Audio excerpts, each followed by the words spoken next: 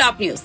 హైదరాబాద్ లో భారీ వర్షం కురిసింది. దీంతో పలు ప్రాంతాలు జలమయమయ్యాయి. కూకట్పల్లిలో ఉషాముళ్లపూడి ఎల్లమ్మ బండ రోడ్డుపై భారీగా వర్షపు నీరు నిలిచింది. హైటెక్ సిటీ నుంచి కూకట్పల్లి వెళ్లే మార్గంలో ఫ్లైఓవర్ పై ట్రాఫిక్ జామ్ ఏర్పడింది. దీంతో వాహనదారులు తీవ్రంగా ఇబ్బందులు పడ్డారు.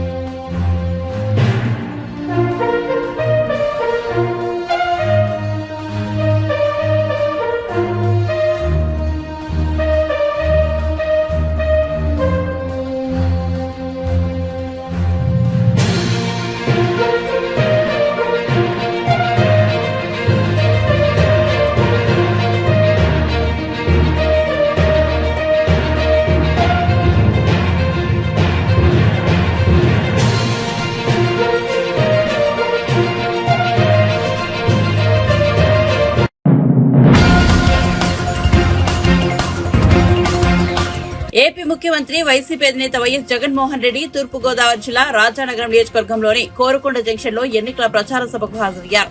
ఈ సభలో ఆయన ప్రసంగిస్తూ మాజీ సీఎం చంద్రబాబుపై తీవ్ర స్థాయిలో దుర్మెత్తారు. తనను గద్దె దింపేందుకు చంద్రబాబు ఢిల్లీ పెద్దలతో కలిసి చేస్తున్న కుట్రను ప్రజలు గమనించాలని అన్నారు. ఈసారి ఎన్నికలు ఇంటింటికి భవిష్యత్తు నిర్ణయించే ఎన్నికలోని జగన్ కు ఓటు వేస్తే పథకాల కొనసాగింపు, చంద్రబాబుకు ఓటు వేస్తే పథకాలను ముగింపు అని స్పష్టం చేశారు. సూపర్ 6 అంటా ఉన్నారు, నమ్ముతారా? చెల్లెమ్మ నమ్ముతారా? తమ్ముడు నమ్ముతారా? సూపర్ 7 అంటా ఉన్నారు, నమ్ముతారా? ఇంటింటికి కేజీ బంగారం అంటే నమ్ముతారా? ఇంటింటికి పెంచుకారంటే నమ్ముతారా? ఇలాంటి వాళ్ళ అబద్ధాలు, ఇలాంటి వాళ్ళ మోసాలు నిజంగా ఏ స్థాయిలో ఉన్నాయో ఒక్కసారి గమనించమని మిమ్మల్ని అందరినీ కూడా కోరుతా ఉన్నా. మీరే గమనించే ఉంటారు. వీళ్ళు చేస్తా ఉన్న కుట్రలు మీరే చూస్తా ఉన్నారు. వీళ్ళు చేస్తా ఉన్న ఏ స్థాయిలో కుట్రలు ఉన్నాయో మీరే గమనిస్తా ఉన్నారు. మామూలుగా ఒక ప్రభుత్వాన్ని ప్రజలు ఎన్నుకుంటారు. ఆ ప్రభుత్వం 60 నెలల పాటు 5 సంవత్సరాల పాటు పరిపాలన చేస్తుంది. దానికోసం ప్రజలు ప్రజాస్వామ్యంలో ఓటు వేస్తారు. అలాంటి ప్రభుత్వాన్ని దెబ్బతీయడం కోసం, అలాంటి ప్రభుత్వాన్ని ఇబ్బందులు పెట్టడం కోసం తెలుగుదేశం పార్టీ, చంద్రబాబు నాయుడు ఈయన ఢిల్లీతో కలిసి ఏ స్థాయిలో కుట్రలు పన్నుతా ఉన్నారో మీరే చూడండి. అవ్వాతాతలకు ఇంటికే వచ్చే పెన్షన్ దగ్గరుండి వీళ్ళే రాకుండా చేశారు. నేను అడుగుతా ఉన్నా, అవ్వాతాతలకు ఇన్ని సంవత్సరాలుగా మీ జగన్ అవ్వాతాతలకు ఇంటికి నేరుగా పెన్షన్ పంపిస్తా ఉన్నాడు. ఎన్నికలకు 2 నెలల ముందు చంద్రబాబు నాయుడు కుట్రలు పన్ని ఆ అవ్వాతాతలకు ఇంటికే వచ్చే పెన్షన్ రాకుండా చేస్తే ఆ అవ్వాతాతలు రెట్టించిన ఉత్సాహంతో జగన్కు ఓటు వేయరా అని అడుగుతా ఉన్నాడు మీ బిడ్డ. కుట్రలు పన్నుతూ, కుతంత్రాలు పన్నుతూ జగన్ ఏదైతే బటన్లు నొక్కాడో, చివరిలో జగన్ ఏదైతే బటన్లు నొక్కాడో ఆ బటన్లు నొక్కిన సొమ్ములు కూడా నా అక్క చెల్లెమ్మల కుటుంబాలకు రాకుండా ఢిల్లీ వాళ్ళతో వీళ్ళంతా కుట్రలు చేస్తూ అడ్డుకునే కార్యక్రమం చేస్తా ఉంటే సాక్షాత్తు మీ జగన్ ఒక ముఖ్యమంత్రిగా ఏకంగా కోర్టుకు వెళ్లి జరుగుతా ఉన్న అన్యాయాన్ని ప్రశ్నిస్తూ కోర్టులో కేసులు వేసే పరిస్థితి లేకి ప్రజాస్వామ్యం దిగజారిపోయింది అంటే వీళ్ళని ఏమనాలి అని చెప్పి అడుగుతా ఉన్నాను. ఈ సందర్భంగా ఈ రోజు మీ జగన్ బటన్లు నొక్కినేటివన్నీ కూడా ఈ రోజు ఎన్నికలు వస్తున్నాయని కొత్తగా నొక్కినేటివి కాదు. జగన్ ఈ రోజు బటన్లు నొక్కినేటివన్నీ కూడా ఈ 5 సంవత్సరాలలో ప్రతి సంవత్సరం జగన్ బటన్లు నొక్కుతూ ఉన్న స్కీములకే బటన్లు నొక్కాడు జగన్. కొత్తగా వచ్చినటివి కాదు.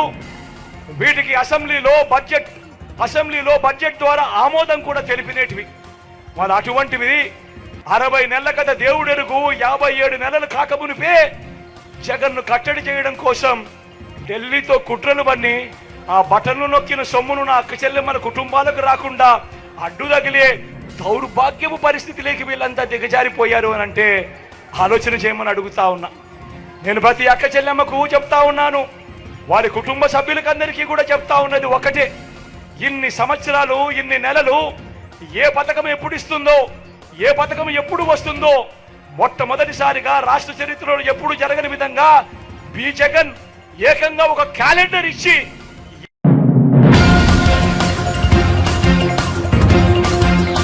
టీడీపీ అధినేత చంద్రబాబు తిరుపతి సభకు హాజరయ్యారు. ఈ సందర్భంగా ఆయన ప్రసంగిస్తూ పవన్ కళ్యాణ్ కు నెల్లూరు ఎలా పరిచితమో నాకు తిరుపతి అలాంటిదే అని చెప్పారు. తిరుపతిలో ప్రతి గల్లీ తనకు తెలుసునని అన్నారు. నాది పునర్జన్మ. 23 క్లేమోర్ మైండ్లు నా మీద బ్లాస్ట్ చేసే సాక్షాత్తు వెంకటేశ్వర స్వామి నాకు పునర్జన్మ ప్రసాదించారు. దాన్ని సార్థకం చేసుకుంటాను. తిరుపతికి ఓ ప్రత్యేకత ఉంది. ఎన్టీఆర్ గారు, చిరంజీవి గారు పోటీ చేసిన నియోజకవర్గం ఒక విధంగా తిరుపతి నా సొంత నియోజకవర్గం లాంటిదే. ఎందుకంటే నేను ఇక్కడే పెరిగాను. తిరుపతి స్థానం కావాలని జనసేన అధినేత పవన్ కళ్యాణ్ అడిగితే కాదనలేకపోయానని తెలిపారు. ప్రజలు సిద్ధంగా ఉండాలి. ఈ తిరుపతికి వస్తే నాకెప్పుడు గుర్తొస్తుంది, ఇక్కడే పుట్టాను, ఇక్కడే పెరిగాను, ఇక్కడే చదువుకున్నాను. నా రాజకీయాలు ప్రారంభం వెంకటేశ్వర యూనివర్సిటీ నుంచి. మీ అందరి ఆశీస్సులతో రాష్ట్రంలో దేశంలో ఒక గుర్తింపు తెచ్చుకునే నాయకుడిగా ఎదిగాను. ఇప్పుడే పవన్ కళ్యాణ్ గారు చెప్పారు, పవన్ కళ్యాణ్ గారు నెల్లూరులో ఎక్కువ రోజులు ఉన్నారు. నిన్న పోయినప్పుడు పాత రోజులు ఒకసారి గుర్తు చేసుకున్నాడు. నేను అదే వారికి చెప్పాను, మీకు నెల్లూరు ఏ విధంగా పరిచయమో తిరుపతి గల్లీ గల్లీ నాకు పరిచయం. ఈ రోడ్లన్నీ తిరిగిన రోడ్లే. తమిళలో మీరు ఒక్కసారి నాది పునర్జన్మ 23 క్లేమోర్ మైన్స్ నా మీద బ్లాస్ట్ చేస్తే సాక్షాత్ వెంకటేశ్వర స్వామి నాకు పునర్జన్మనిచ్చాడు. అది మీ అందరి ఆశీస్సులతో సార్థకం చేసుకుంటానని మరొక్కసారి అందరికి విజ్ఞప్తి చేస్తున్నా. తిరుపతికి ఒక ప్రత్యేకత ఉంది. ఎన్టీ రామారావు గారు పోటీ చేసిన నియోజకవర్గం, చిరంజీవి గారు పోటీ చేసిన నియోజకవర్గం, నా సొంత నియోజకవర్గం. అంటే ఇక్కడే పెరిగాను.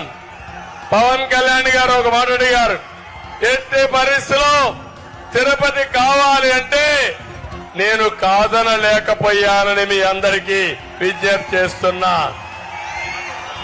ఈరోజు పొత్తులో ధర్మంగా జనసేన అభ్యర్థి శ్రీనివాసులు గారు గుర్తు ఏంటి?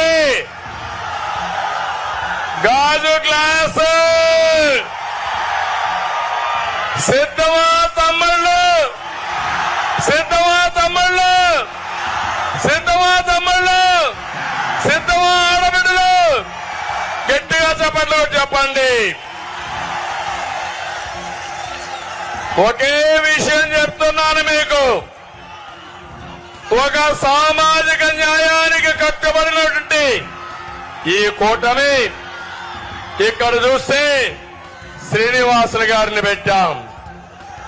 అదే వైఎస్ఆర్ కాంగ్రెస్ లో టీటీడీ చైర్మన్ ఒకప్పుడు సుబ్బారెడ్డి, ఇప్పుడు కరుణాకర్ రెడ్డి, ఈవోను చూసిన ధర్మారెడ్డి, అధికార యంత్రాంగాన్ని కూడా ఇక్కడ మున్సిపల్ మేయరు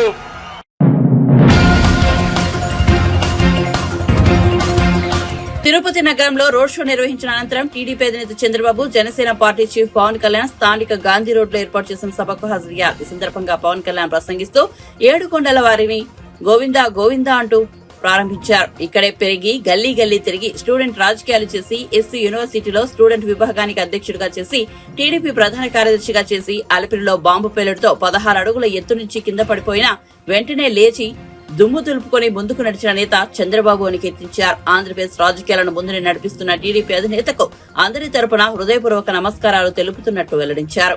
తెలుగుదేశం నాయకులకి, తెలుగుదేశం తిరుపతి పార్టీ నాయకులందరికీ, జిల్లా నాయకులందరికీ పేరు పేరున హృదయపూర్వక నమస్కారాలు. భారతీయ జనతా పార్టీ నాయకులకి, కార్యకర్తలకి, ప్రతి ఒక్కరికి హృదయపూర్వక నమస్కారాలు.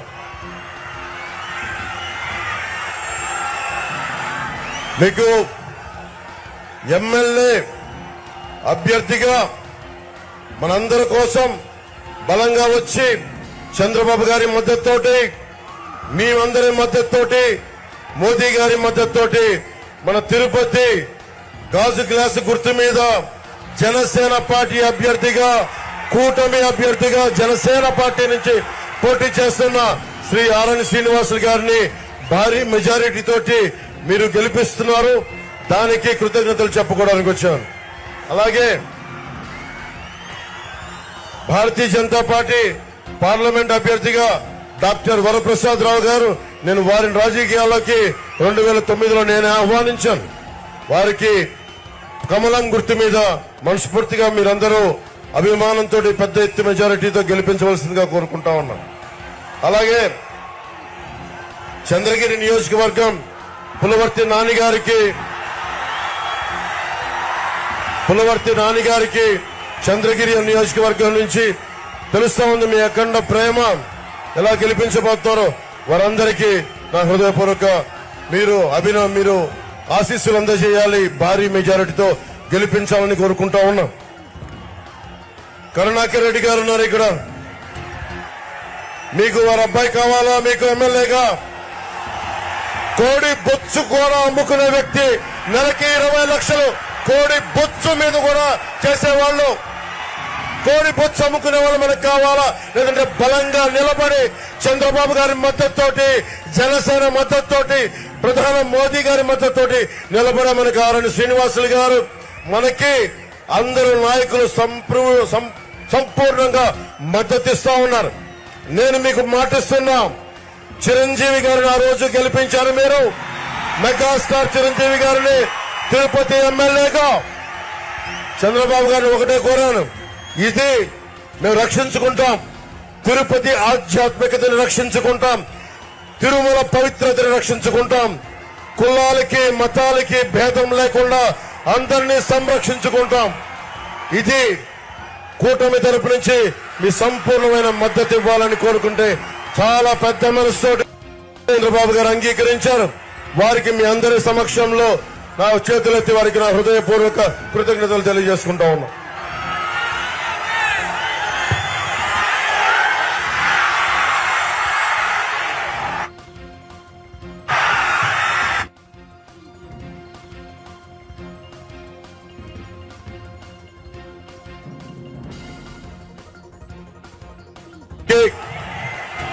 మన ప్రభుత్వం రాగానే మనకి ఇదివరకులాగా మనకి రుయా హాస్పిటల్ స్విమ్స్ లో గానీ 11 మంది చనిపోయారు.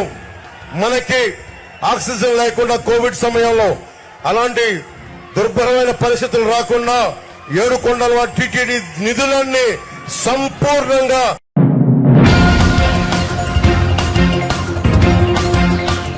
రేవంత్ రెడ్డి ప్రభుత్వం ఏ హామీని నెరవేర్చలేదని, అసమర్థులు, చేతకాని వారు, తెలివి తక్కువ వారు రాజ్యంలో ఉంటే ఇదే జరుగుతుందని బీఆర్ఎస్ అధినేత కేసీఆర్ విమర్శించారు.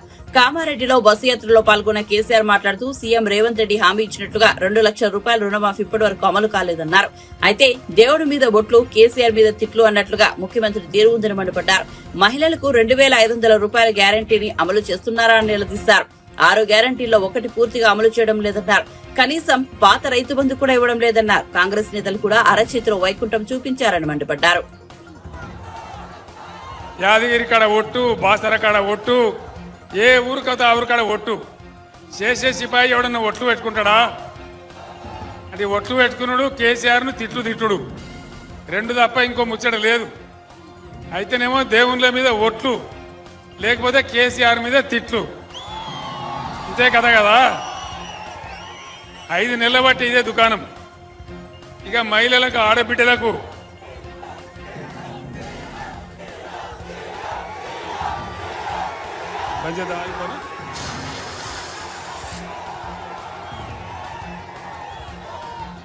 అది కాకుండా నా పక్కకు పెద్ద సంఖ్యలో ఇక్కడ ఆడబిడ్డలు ఉన్నారు. అమ్మా, మీ అందరికీ మనిషికి 2500 ఇస్తాను నెలకు. వచ్చినాయా? కామారెడ్డి వచ్చినాయట కదా, హైదరాబాద్లో చెప్తున్నామా, రాలేదా? 2500 రాలే. ఇట్లా ఏ మాట కూడా కాంగ్రెస్ పార్టీ 6 గ్యారంటీలు అని చెప్పి ఏ ఒక్క మాట కూడా నిలబెట్టుకోలే. అది నిలబెట్టుకోకపోయారు. పాత రైతు బంధాన్ని ఇచ్చిండ్రా, అది కూడా ఇయ్యలే. పంటలు కోసే టైం వచ్చినా కూడా లేదు. అంటే ఏం జరుగుతుంది రాష్ట్రంలో? అసమర్థులు, తెలివి తక్కువ వాళ్ళు, పని చేతగాని వాళ్ళు రాజ్యంలో ఉంటే ఇదే జరుగుతుంది. ఇవాళ అదే జరుగుతున్నది. మనం ఇచ్చిన కరెంటు పోయింది, మంచినీళ్ళు పోయినాయి, రైతు బంధు పోయింది, రైతు బీమా కూడా ఉంటుందో పోతుందో తెలియదు. ఎవ్వలకు ఏం చేయలే. యువ వికాసం అని నిరుద్యోగులకు 4000 నిరుద్యోగ భృతి అన్నారు. వచ్చిందా? యువ వికాసం అని చెప్పి 5 లక్షల రూపాయలు బ్యాంక్ కార్డు ఇస్తాం ప్రతి విద్యార్థికి అన్నారు. ఎక్కడైనా ఇచ్చిండ్రు? ఎవరికన్నా ఏ విద్యార్థికి రాలే. ఇది ఇయ్యపోయినరు. కానీ మన గవర్నమెంట్ ఉన్నప్పుడు వేసినటువంటి ఏదైతే ఫీజు రియంబర్స్మెంట్ ఉందో దాన్ని కూడా ఇస్తలేరు. 1 రూపాయి కూడా ఇస్తలేరు. సోషల్ వెల్ఫేర్ హాస్టల్స్ పెట్టినాం 1100. వాటిని జూనియర్ కాలేజీలు చేసినాం.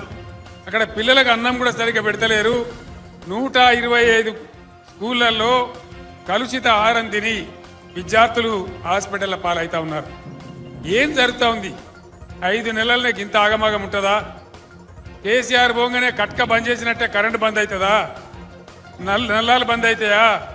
రైతు బంధు బంద్ అవుతుందా? మరి డబ్బులు ఎక్కడికి పోతా ఉన్నాయి? ఏం జరుగుతూ ఉంది? దయచేసి మీరు అందరు ఆలోచించాలని చెప్పి నేను కోరుతా ఉన్నా. మీ అందరితో నేను ప్రార్థించేది ఒకటే, మీరందరు కామారెడ్డి గడ్డ చాలా చైతన్యం, తెలంగాణ ఉద్యమంలో బ్రహ్మాండమైన పోరాటం చేసిన గడ్డ. ఇదే కరీంనగర్ పట్టణంలో, ఇదే కామారెడ్డి పట్టణంలో పోలీసు కిష్టయ్య పిస్తోల్తో కాల్చుకొని అమరుడైన సంగతి కూడా మనందరికీ తెలుసు. ఆనాడు చాలా కష్టపడి మనందరం పోరాటం చేసి అనేక సంవత్సరాలు పోరాడి ప్రాణాల మీదకి తెచ్చుకొని చాలామంది యువకులు చచ్చిపోయి తెలంగాణ రాష్ట్రాన్ని తెచ్చుకున్నాం. దీన్ని ఒక పొదరిల్లు లాగా బాగా చేసుకున్నాం. వ్యవసాయం బాగా చేసుకున్నాం. పేద ముసలి వాళ్లకు 2000 రూపాయల పెన్షన్ ఇచ్చినాం. బీడీ కార్మికులకు దేశంలో ఎక్కడ ఇయ్యరు 2000 రూపాయల పెన్షన్ ఇచ్చినాం. మొన్న ఎన్నికల్లో 6 గ్యారంటీలలో భాగంగా ముఖ్యమంత్రి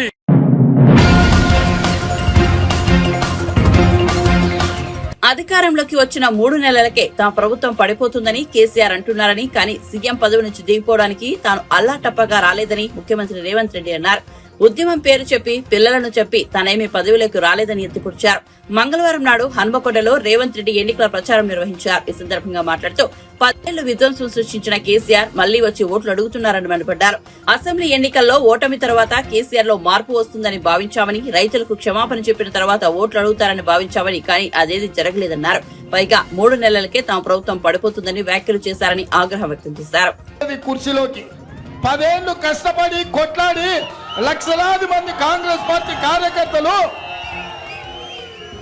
లక్షలాది మంది మా కాంగ్రెస్ పార్టీ కార్యకర్తలు తమ రక్తాన్ని చెమటగా మార్చి ఆ చెమట ధార పోసి భుజాలు కాయలు కాసేలా 3 రంగుల జెండాను మోసి డిసెంబర్ సెమీఫైనల్స్ లో నిన్ను బొందబెట్టి ఈ అధికారాన్ని తెచ్చిరు. దిగమంటే దిగనికే, ఈడెవడు అల్లాటప్పగాడు లేడు కేసీఆర్. నువ్వు అనుకుంటున్నావేమో ఏదో పిల్లగాడే కదా చూద్దామని. చూడోసారి వరంగల్ మిర్చి తెలుసు కదా ఎట్లుంటుందో, అప్పుడు కానీ అర్థం కాదు. ఓసారి చూస్తే తెలుస్తుంది నీకేందో కథ.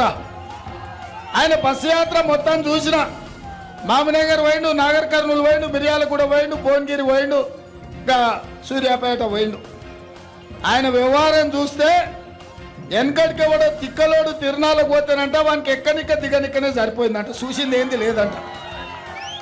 చంద్రశేఖరరావు కూడా ఇవాళ ఎవరిని మభ్య పెట్టడానికి బస్సు వేసుకొని బయలుదేరినవయా?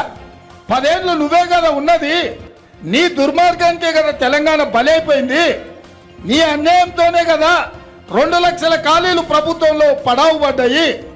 నేను వచ్చిన ఎంబడే 3 నెలల 30,000 ఉద్యోగాలు ఇచ్చిన.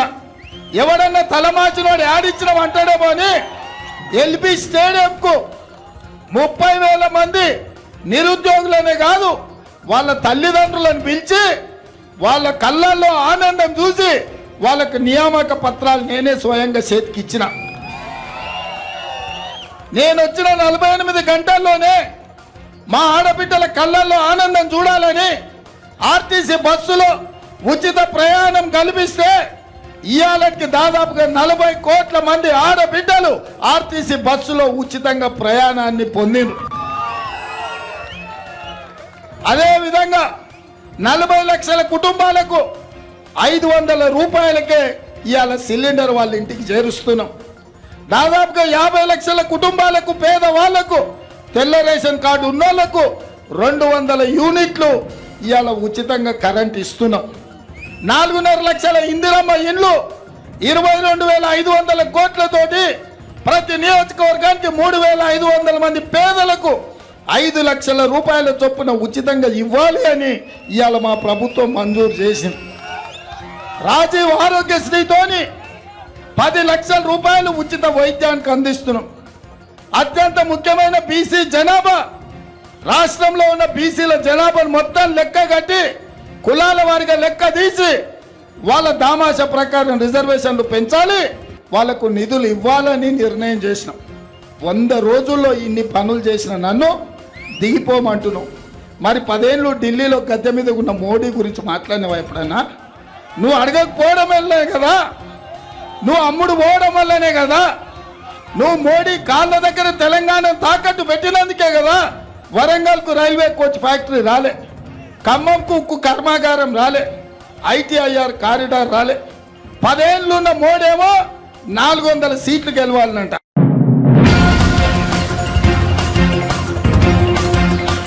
రాబోయే ఎన్నికల్లో కూటమి విజయదుంబిది మోగించి ప్రజాప్రభుత్వం అధికారంలోకి వచ్చాక విశాఖపట్నాన్ని ఐటీ రాజధానిగా తీర్చిదిద్దుతామని టీడీపీ జాతీయ ప్రధాన కార్యదర్శి నారా లోకేష్ పేర్కొన్నారు. విజయనగరం ఎంఆర్ స్టేడియం గ్రౌండ్ లో ఏర్పాటు చేసిన యువగలం సభలో లోకేష్ పాల్గొన్నారు. ఈ సందర్భంగా లోకేష్ మాట్లాడుతూ అధికారంలోకి వచ్చాక 3 నెలలకే జగన్ 3 ముక్కలాట మొదలుపెట్టారని విమర్శించారు. కర్నూలు న్యాయ రాజధాని, ఉత్తరాంధ్రకు పరిపాలనా రాజధాని, లెజిస్లేటివ్ క్యాపిటల్ గా అమరావతి ఉన్నారని వెల్లడించారు. కానీ కర్నూలులో ఒక ఇటుక లేదు, అమరావతిని సర్వనాశనం చేశారంటూ మండిపడ్డారు. 1000 కోట్ల రూపాయలు ప్రజాధనాన్ని లూటీ చేసి ఖర్చు పెట్టి ఇప్పుడు ఏకంగా నువ్వే మా నమ్మకం అని బోర్డులు పెట్టారు. ఎక్కడికి వెళ్ళినా మనం చూసాం. ఇప్పుడు మనందరం కూడా చూస్తున్నాం. ఆయన సొంత కుటుంబ సభ్యులని నమ్మట్లా, ఆయన పార్టీకి చెందిన నాయకుల కుటుంబ సభ్యులు వాళ్ళని నమ్మట్లా. మొన్నే చూసాం, హత్య రాజకీయాలు చేసిన మా అన్నని గెలిపించద్దని జగన్మోహన్ రెడ్డి గారి చెల్లి సునీత గారు చెప్పారు. ఇంతేకాదు, జగన్కి ఓటేస్తే మా కుటుంబానికి పడిన పరిస్థితి ఆంధ్ర రాష్ట్రాలకి పడుతుందని చిన్నమ్మ సౌభాగ్య గారు చెప్పారు. నిన్నగాక మొన్న మా అన్న ఒక ఊసరవల్లి లాంటి వ్యక్తి, ఆయన చెప్పే మాటలు నమ్మద్దని సొంత చెల్లి వైఎస్ షర్మిల గారు కూడా చెప్పారు. ఇక్కడున్న తల్లులందరూ ఆలోచించాలి. ఇంట్లో ఉన్న సొంత చెల్లెలు నమ్మకపోతే మనం జగన్మోహన్ రెడ్డి గారిని ఎలా నమ్మాలి? ఎక్కడ హత్యలు జరుగుతాయని వైఎస్ విజయలక్ష్మి గారు కూడా అమెరికాకి వెళ్ళిపోయే పరిస్థితి. సో జగన్మోహన్ రెడ్డి గారిని సొంత కుటుంబ సభ్యులు నమ్మట్లా, ఇంకా వైకాపా నాయకుల సొంత కుటుంబ సభ్యులు కూడా ఆ నాయకులు నమ్మట్లా. అంబటి రాంబాబు గారు ఒక నీచుడు, దుర్మార్గుడు అని ఆయన సొంత అల్లుడు చెప్పే పరిస్థితి. ఇంకొక పక్కన సొంత కొడుక్కి న్యాయం చేయలేదని ముత్యాల నాయుడు వాళ్ళ కొడుకు ముత్యాల నాయుడునే నాకే న్యాయం చేయలేదు, ఇంకా ప్రజలకి ఏం న్యాయం చేస్తారని చెప్పే పరిస్థితి. ఇంకా ముద్రగడ పద్మనాభం గారి కూతురు ఏకంగా మీడియా మిత్రుల ముందరకు వచ్చి వైఎస్ జగన్ మా తండ్రిని వాడుకుంటున్నాడు, ఎన్నికల తర్వాత వదిలేస్తాడు, పాపం మా తండ్రి ఆ ట్రాప్ లో పడిపోయారని సొంత కూతురే చెప్పే పరిస్థితి. ఇంకా పక్క జిల్లా శ్రీకాకుళంలో ఒక వ్యక్తి ఉన్నాడు, దువ్వాడ శ్రీను. ఆ దువ్వాడ శ్రీను సొంత భార్య వాణి గారు రోడ్డెక్కి మా భర్తకి ఓటేయద్దు, మా భర్తని ఓడించండి అని ప్రజలు చెప్పే పరిస్థితి. అంటే వైకాపా పార్టీ నాయకుల సొంత కుటుంబ సభ్యులే నమ్మట్లేదు, ఇంకా జగన్మోహన్ రెడ్డి గారి సొంత కుటుంబ సభ్యులే జగన్మోహన్ రెడ్డి గారు నమ్మే పరిస్థితి లేకుండా పోయింది. ఈ సభాముఖంగా 5 కోట్ల ఆంధ్రులు ఆలోచించమంటున్నా, సొంత కుటుంబ సభ్యులే వాళ్ళు నమ్మపోతే ఇంకా మనం ఎలా వాళ్ళని నమ్మాలని. ఎన్నికల ముందల జగన్ అన్న వ్యక్తి ఊరూరు తిరిగాడు, పాదయాత్ర చేశాడు. ఆనాడు 25కి 25 ఎంపీలు గెలిపించండి, ఢిల్లీలో మెడలు వంచుతా అన్నాడు. ఈ రోజు 31 మంది ఎంపీలు ఉన్నారు. ఢిల్లీ మెడలు వంచాడా? మన తరపున ఏనాడైనా పోరాడా? మనకు రావాల్సిన నిధుల గురించి ఏనాడైనా అడిగాడా? అమ్మా 31 మంది ఎంపీలు ఢిల్లీకి వెళ్లి ఆంధ్రుల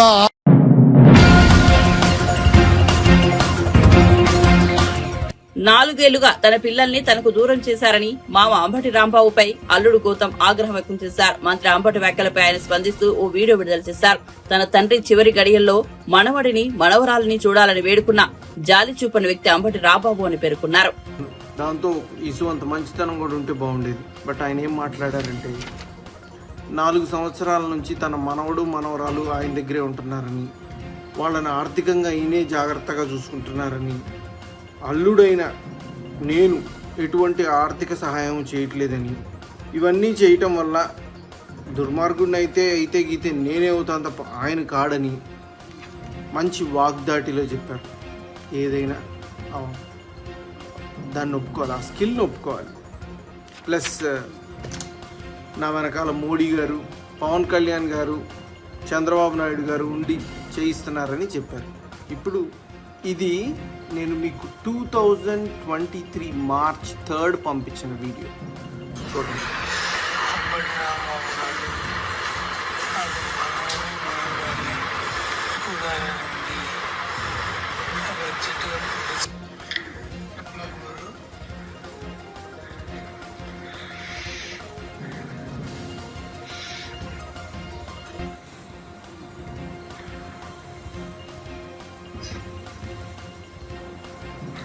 ఆయనకి మాట కూడా రావట్లేదు రాంబాబు గారు, మాట. ఈ స్టేజ్లో కూడా మనవణ్ణి మనవరాల్ని చూడాలనుంది ఐసీయూలో. ఇవన్నీ నేను మీకు ఎన్ని వీడియోస్, ఎన్ని మెసేజెస్ పెట్టాను. I'm ready to do anything. నాకు నా తండ్రి ఆఖరి క్షణాల్లో ఉన్నారు. మార్చ్ 22 నా తండ్రి మరణించినప్పుడు తన మనవణ్ణి మనవరాల్ని చూసుకోలేదని ఒక తాత తన గుండెల మీద ఎత్తుకొని పెంచిన మనవణ్ణి మనవరాల్ని చూసుకోలేదని ఎంత కృంగిపోయి ఉంటారో నీ ఊహకి తెలుసా? ఇదేనా మీ మంచితనం? దీని గురించేనా మీరు మాట్లాడుతుంది? అంటే మీ ఫ్యామిలీని క్వశ్చన్ చేస్తే ఎంత దుర్మార్గం చేసేస్తారా? ఒక తండ్రి ఆఖరి కోరిక తీర్చలేని ఒక కొడుకుగా who is going to answer me? నిన్ను నమ్మి 4 సంవత్సరాల నుంచి మిమ్మల్ని నమ్మి మీరేదో న్యాయం చేస్తారని విసుగెత్తి నేను కోర్టుకి వెళ్తే నా తండ్రి ఆఖరి క్షణాలలో తన మనవణ్ణి మనవరాల్ని చూసుకోవాలని ప్రాధేయపడి మీ అందరికీ ఫోన్లు చేసి కాల్స్ చేసి ప్రాధేయపడితే పంపించలేదు. దీన్నేనా మంచితనం అనేది? ఇప్పటికైనా చెప్తున్నా, మీరు నా కొడుకుని నా కూతుర్ని పోషించనే అక్కర్లేదు. నేను ఆరోగ్యంగా ఉన్నాను, ఆర్థికంగానూ బాగానే ఉన్నాను. నా కొడుకుని నా కూతుర్ని రేపు మీడియా సాక్షిగా నేను వచ్చి తీసుకెళ్తాను. ఓకే చెప్పండి ఓకే. నా కొడుకుని నా కూతుర్ని నా ఇంటి దగ్గర డ్రాప్ చేయండి. పోని నేనేమన్నా వద్దన్నానా? మీరు రూపాయి పెట్టనక్కర్లా, వాళ్ళని బంగారంలో గుండెల మీద ఎత్తుకొని పెంచుతా. నాన్న అని 4 సంవత్సరాల నుంచి నాకు వాళ్ళకు దూరం చేసి మనిషిలోని ప్రాణాన్ని తీసేసి ఎటువంటి తప్పు చేయలేదు అని ఎలా బుకాయించగలుగుతున్నారండి మీరు? కనీసం కొంచెం అన్న ఇసువంతన్న ఆత్మసాక్షి ఉందా మీకు? మీరే ఆలోచించుకోండి. ఇంతకుమించి నేను మాట్లాడను, ఇంతకుమించి నేను అడగను, చెప్పను. మీరే ఆలోచించుకోండి. ఇది ప్రజలే ఆలోచించుకుంటారు.